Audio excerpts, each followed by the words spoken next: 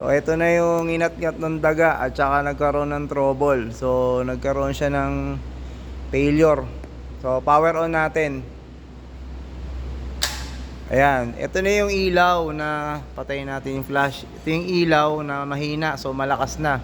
So, I think gagana na siya. So, lipat natin sa shift number 1. Yan, tumunog. Tapos, number 1 speed. Start. Yun.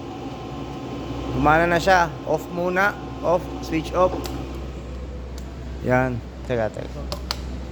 Diyan lang siya, sir. Para sa number 2. Yan.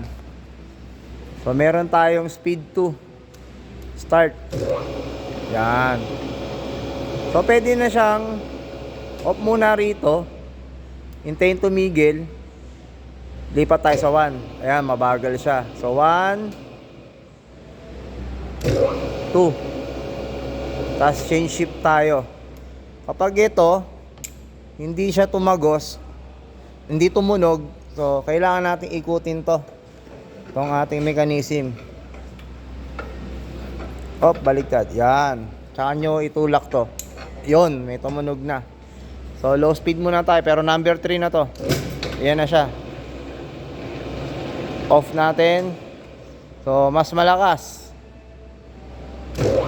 Yan na. Umayanig na. Off. Baka tumumba. So, okay na. Ang sagot sa troubleshoot ay eto. Ayan.